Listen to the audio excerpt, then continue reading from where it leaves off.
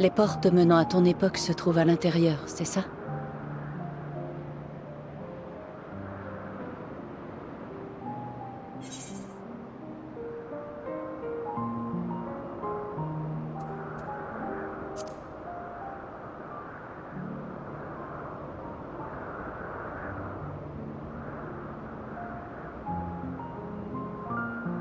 C'est vraiment touchant. Cependant, tu te dois de réfléchir à long terme. Ton éther est relativement stable pour l'instant, mais plus tu t'éternises de ce côté, et plus tu mets ton existence en péril. Retourne dans le futur, là où ton combat t'attend, et mets à profit tout ce que tu as appris ici. Fais-le pour Emet-Selch et Islodeus.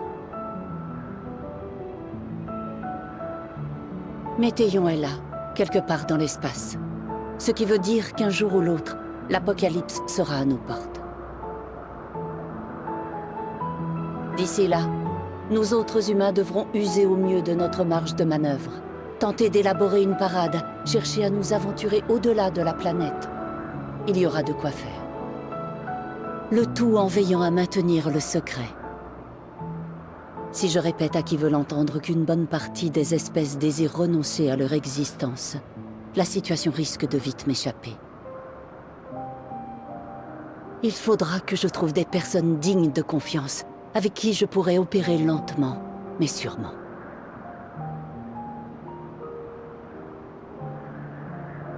À vrai dire, ce n'est pas l'envie d'avertir le Concile qui manque, mais cela irait à l'encontre de l'évaluation impartiale voulue par Hermès, et j'aurais peur de sa réaction. Je ne voudrais pas qu'il se crée un schisme entre lui et les 14, car je perdrais l'une des seules personnes à même de m'aider à contrecarrer l'apocalypse. Ce n'est pas de gaieté de cœur, mais je vais devoir faire bande à part.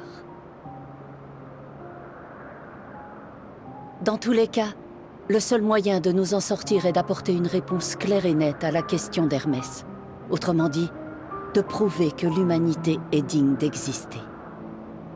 Le tout est de savoir quoi faire face à l'apocalypse, face au désespoir et à une mort aussi aberrante qu'inéluctable. Si notre seule réponse est la sidération, alors notre planète connaîtra le même sort que toutes celles qui ont échoué à surmonter cette ultime épreuve. Il sera inutile de chercher à arrêter Météion, car nous aurons d'ores et déjà perdu. Voilà pourquoi nous devons tout mettre en œuvre pour lutter contre la désolation en comptant sur la force du nombre.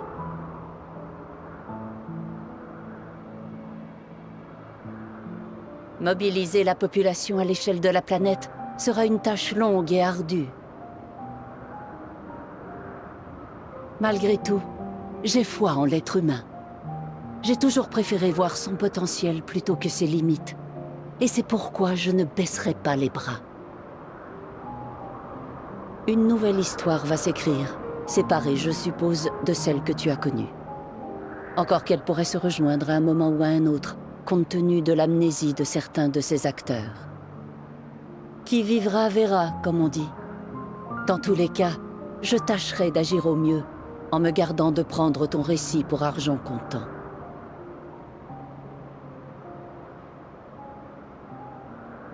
Quant à toi, tu dois continuer d'aller de l'avant, jusqu'à ce que cette histoire soit terminée, jusqu'à la fin. Marche tout droit, et j'en ferai de même. Avance d'un pas assuré, et tous ceux qui croient au lendemain de notre espèce te suivront, j'en suis certaine. Et si enfin, au bout du chemin, toi et moi, je veux dire, l'humanité trouve en elle la force d'affronter le désespoir, alors nous pourrons remettre à sa place la chantre de l'anéantissement. Il suffira de clamer haut et fort notre réponse, à quel point nous refusons que l'aventure s'arrête ici.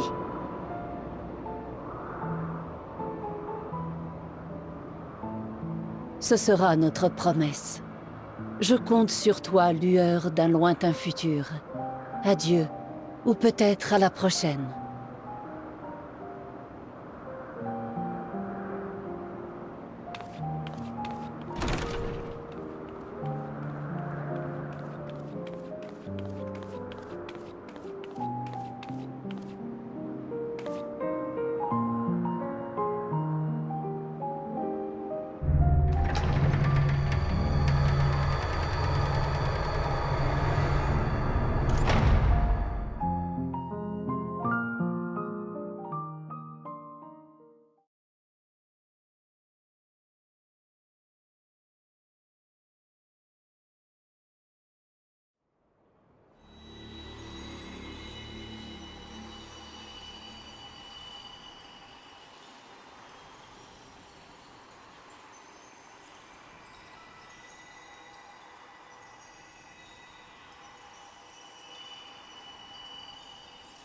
Heureux d'être le bienvenu parmi vous. Je suis le nouveau Fan Daniel.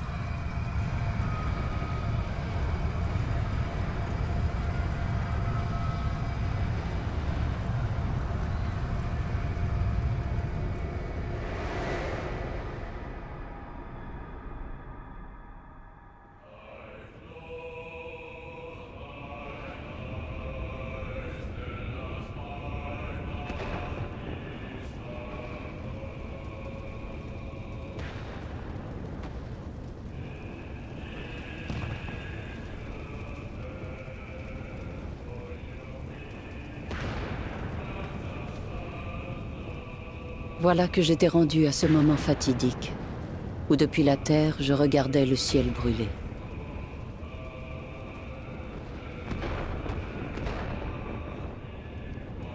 Où la tristesse faisait choir les étoiles et le chagrin troublait les océans. Où la résignation putréfiait des forêts entières.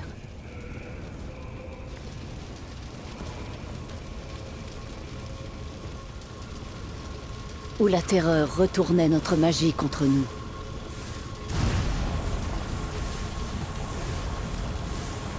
C'était le désespoir des trépassés qui revenaient nous hanter. Ceux qui avaient échoué à bâtir un monde meilleur entonnaient à présent cette funeste mélodie.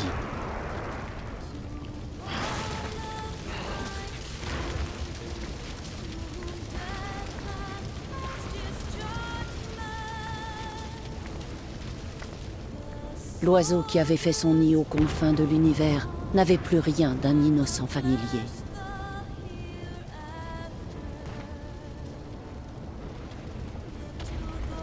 Il était devenu l'anéantissement incarné.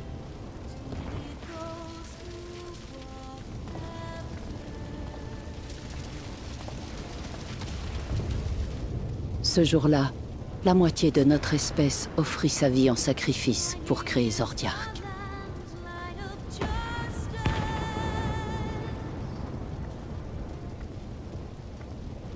Enveloppant Éthéris dans un épais manteau d'éther, repoussant l'apocalypse.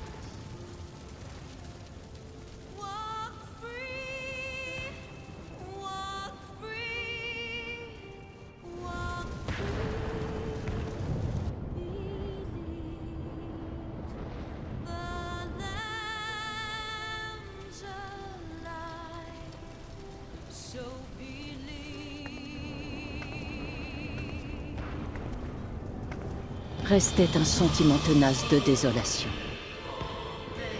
L'humanité avait été profondément meurtrie par cet épisode aussi sanglant qu'inimaginable.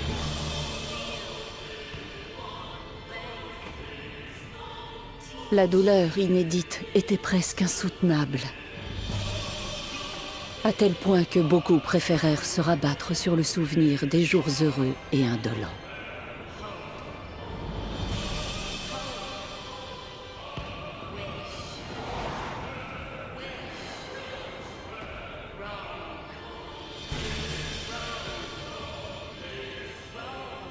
Ce spectacle est insupportable. Pourquoi devons-nous souffrir un tel martyre? Il nous reste une dernière chance de mettre fin à ce cauchemar. Nous devons faire table rase de tout. Retourner à notre monde idyllique. À notre paradis. Non, surtout pas. Voyez-vous, nous venons de faire la douloureuse expérience de l'affliction et du désespoir. Ces sentiments que nulle civilisation n'est parvenue à éradiquer. Ces affres dont tout être vivant doit prendre son parti. Ne jetons pas un voile pudique sur la tragédie. Gravons-la dans nos mémoires et battons-nous pour nous relever. Ainsi seulement trouverons-nous la force de vivre. Je n'y crois pas. Un tel cauchemar, ça ne peut pas être la réalité. Nous avions bâti un monde idéal, débarrassé de toute noirceur.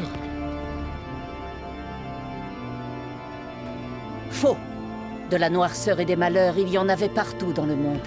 C'est simplement que l'homme en était épargné.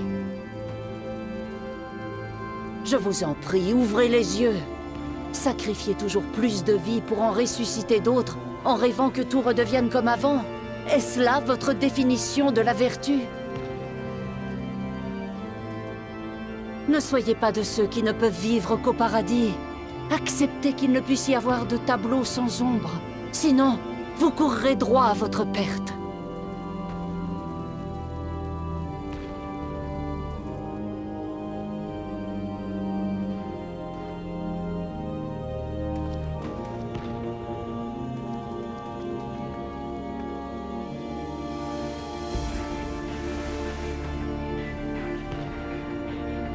Ô grand Zordiarque, toi qui incarnes notre ultime chance de salut, puisses-tu exaucer nos prières.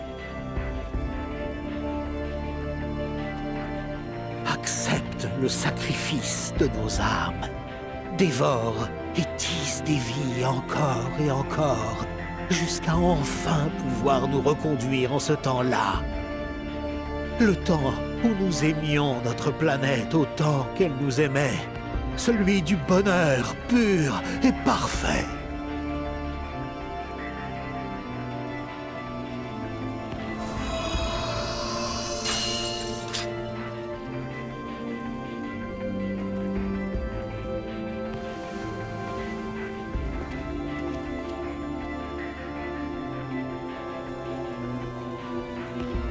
Que comptes-tu faire? Détruire notre beau monde?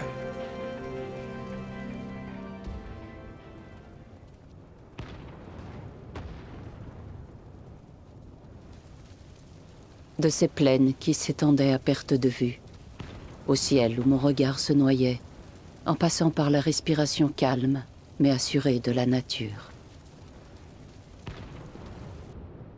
Sans oublier la vie en son sein, la lueur d'un foyer, le bruit d'une conversation, tous ces détails qui ne manquaient jamais de me réchauffer le cœur. Et plus encore, les rencontres, ces gens que je chérissais du plus profond de mon être. C'est malgré... non. Grâce à tout cela que je continue fermement d'y croire. L'être humain a de la ressource. Il peut s'adapter à n'importe quelle circonstance.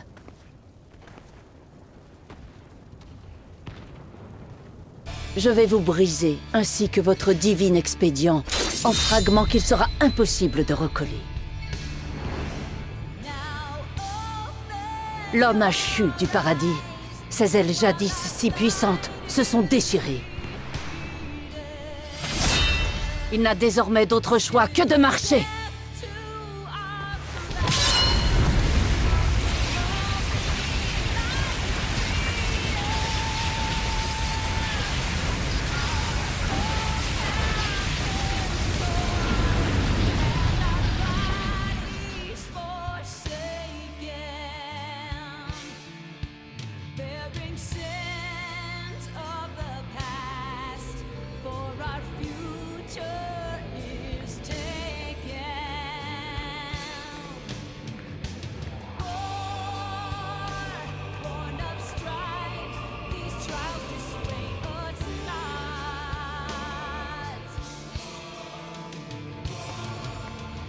Votre corps sera perclus de douleur.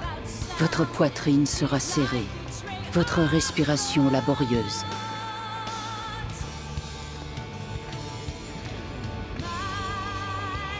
Dans le monde qui s'en vient, vous connaîtrez l'adversité comme toutes les autres espèces.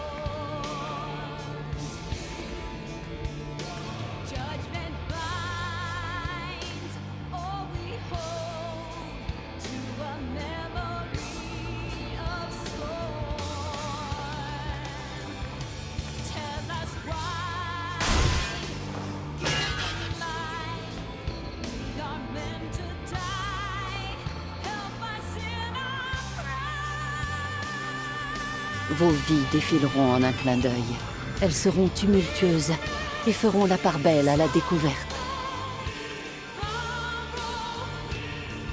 vous naîtrez et mourrez à un rythme effréné, en vous posant cette inévitable question. À quoi bon nous avoir donné la vie si c'est pour nous la reprendre? Tel sera votre cri du cœur.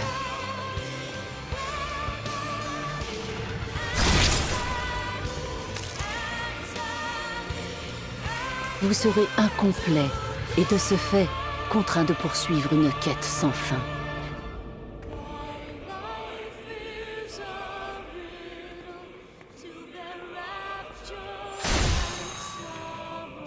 Cherchez-la donc, la force de toujours avancer, même si c'est vers votre chute.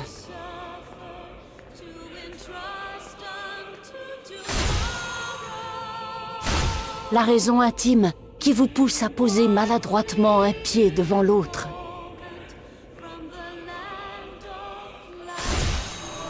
Plongez au plus profond des ténèbres et trouvez-y votre bonheur propre. Cette lumière que le désespoir ne saurait éteindre.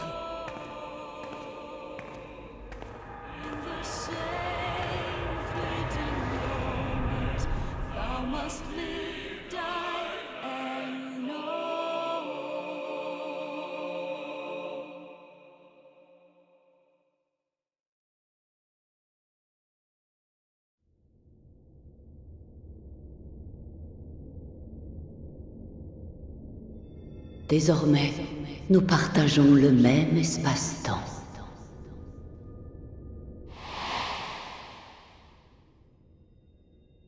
Lorsque tu auras surmonté toutes les rudes épreuves qui t'attendent, alors seulement le sens de mes paroles se révélera à toi.